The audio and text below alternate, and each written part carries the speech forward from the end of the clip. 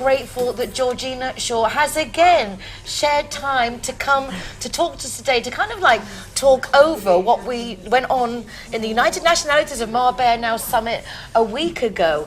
It was a nice surprise at how successful it was, definitely for me, and thank heavens for you, because Georgina really took control of the structure and made sure that all the workshops were interactive, that people handed back the microphones. I did a lot of running, a lot of running around. A lot of running.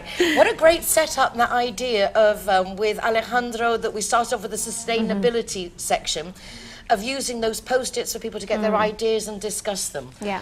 I mean, how, like, obviously he does that normally in projects for Arboretum. Yeah, right. I mean, I think it's just a method of getting people's ideas without having to have the sort of very static, put your hand up in the air and just give your views. So basically, the way he did it is he creates clear sections in part of any discussion.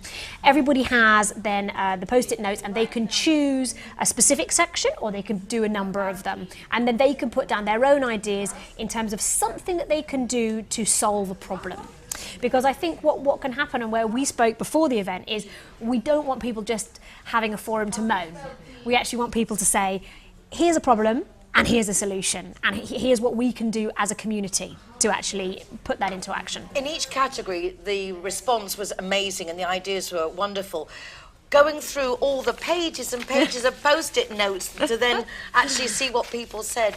On the sustainability side, without a doubt, plastic packaging, plastic, get rid of packaging, whether it's for water, whether it's in our foods, using shopping baskets instead of bags. How do we approach these now as a second step? What do we do, particularly on that one, because it was such a common interest of everyone to get rid of this plastic? Yeah, I mean, I think it's an interesting one because it's very much related to the local economy, and what I think we were talking about in the sustainability section. Really, when you say to be more sustainable, what does it mean? It actually means being a community that can work without outside influences, in this case. So Sustainable Marbella really is a local Marbella, where we buy from each other, where we use local, and that starts to get you away from plastic packaging already, because you don't buy oranges from your farm in plastic packaging. You don't, you know, so hopefully you take your own reusable bag and you put them in. So I think that what I would like to see is any shops or any sort of independent retailers that might want to get behind the initiative and say, okay, yes, let's go local and let's strip back. Because I think supermarkets and things might be something for another day, but the local retailers, the independent retailers, why not? They can jump on it straight away. We actually saw someone making baskets out of reeds from the river in the area of La Campana last week, and it's that kind of thing, like going back to the old basket. On the buying local and the local produce, there was also a very big interest of grow your own vegetables, communal allotments, and doing this increasing sales of our own produce in that respect. Now, that means getting land and extending a bit the Arboretum philosophy. Yeah. I mean, I'd like to, for me on that one, I'd really be interested in talking to the town hall. Has, I think, a department for the environment or sustainability, and is quite heavy on making Marbella more of green. And we have so many spaces that we could be using. So it would be very interesting, I think, to say to the town hall, are there any areas? On the other side, I think it's, what I really love the idea was taking an urbanisation and growing things in that flower bed rather than having pretty flowers. Exactly, or at least having a section for in the apartments and the communities and even in the hotels, which is actually a course that Arboretum did recently, was to show hotels and major corporations how they could be more self. Yeah, and they're actually doing another one this year. It's the permaculture design course, and that really is all about knowing how to grow things in a sustainable and as close to nature as you can kind of way. They've got another one of those in October, so I'm hoping that with the ideas that we have, if we can get some people on that course to learn how to do it, then we could put a lot more into practice. So that would be an objective then, to make sure, although we promoted it last time, but specifically with this in mind, that we need to promote this concept. Yeah, because I think, you know, what I really liked about the way we were discussing things, and how Alejandra started it really, was to say, only write something down that you can really change. you making a difference. And I think that that framed things in a really positive way, because it meant that people said, okay, yes, it's like I can talk to the town hall and get allotments, but actually I can talk to our gardener and our committee president, and I've got a space and I can start growing tomorrow. And that, I think, was a really positive thing that came out of it. Yeah, so good things there coming on that respect. But in every aspect, the next big one was charity. I think it was a genuine consensus that although we are very supportive of our local charities, the actual expat residents here, no damos abasto. I don't say that in English. We can't cope. No, it's not. Because it's we're not trying enough. to support everything. So there was a general consensus there to look how, together with the Rotary clubs and the Lions clubs, to find the logistics behind doing a community Marbella collection, particularly in summer, from those tourists. Yeah, absolutely. I mean, I think that was a great example of how, when you put your heads together, you get the solution. Because I loved your enthusiasm saying, let's get the tourists behind the charity, and how do we do it? But when that idea first came across, the charities were a little bit hostile, weren't they? Because they were kind of like, you know, do you not think we've tried to fundraise? We don't need another charity, yeah. Whereas when we were able to get our heads together and say, look, there are fundraising bodies, and the Lions and the Rotary, and thankfully we had the Rotary from Guadalmina there. They are there, they have the engines, they know how to do it.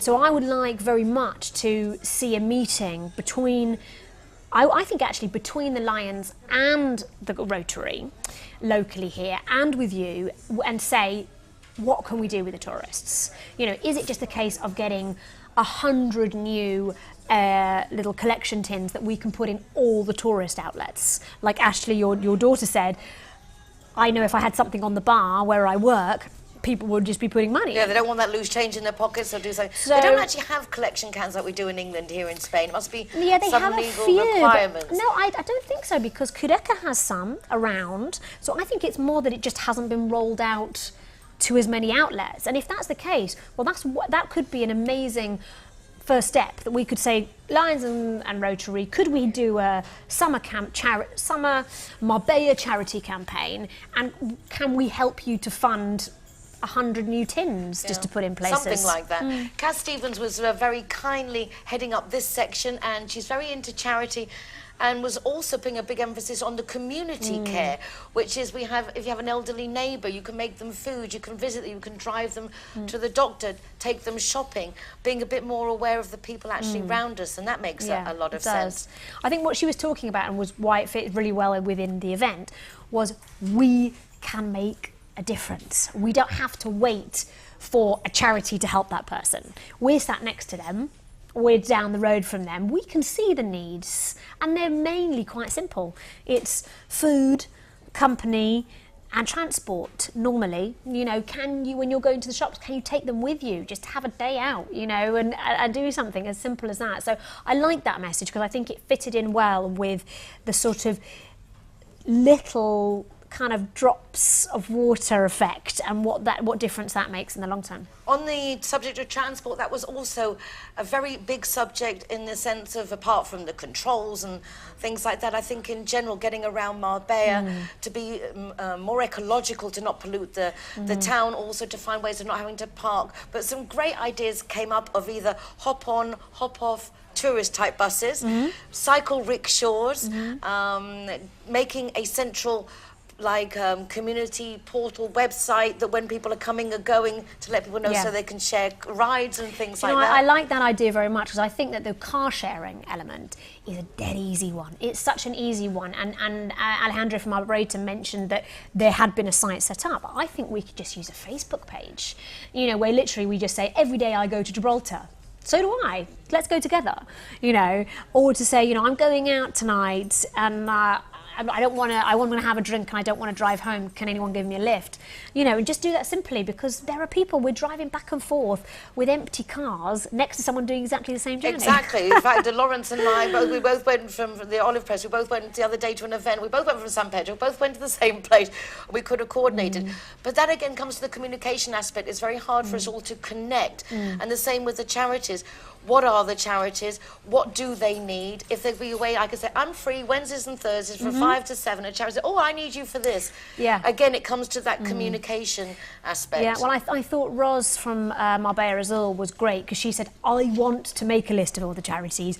please give me the information. And that's something which, you know, as a communication professional, it does frustrate me because people do not tell you, you know, they have a need and they maybe put it somewhere, but you don't find it. So I think, you know, if we can use portals like Marbella and we can feed all our information so we know it's all in one place, and like you say, then we can just say, or on a Facebook group, which is Marbella Charity, hey, I'm free.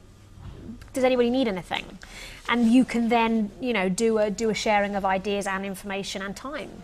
Oh, so you see, there was a lot that went on. I know last week we did a snippet of showing a compilation of everything went on, but a lot was discussed. There's so pages of it. We will be sending out more information to those who came. But if you're interested in getting involved, we're going to be setting up committees for each of the sections. If you'd like to get involved in those committees to then carry on following these different projects forward, you are so very welcome. On the screen you can see the email address where you can just drop us a line and we will include you in obviously all the communication backwards and forwards and what's to come. Yeah, well, I think there's a lot more to come, and I think what I agree with you that on there on asking for some leaders in those different fields, because you know you did an amazing job setting the event up, really amazing.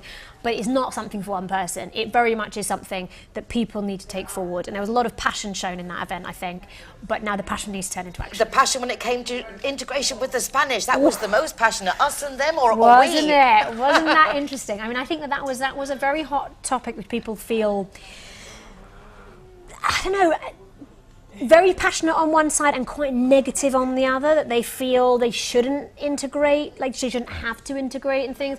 But what I liked, there was somebody sort of said towards the end, if we embrace our internationalism and we respect everybody else's cultures, that involves learning Spanish, but also the Spanish wanting to learn our language and everybody coming together. And I think that is really, really important. And Marina Nitzak from Lux Marbella said, you know, we shouldn't just sit back and wait for the town hall.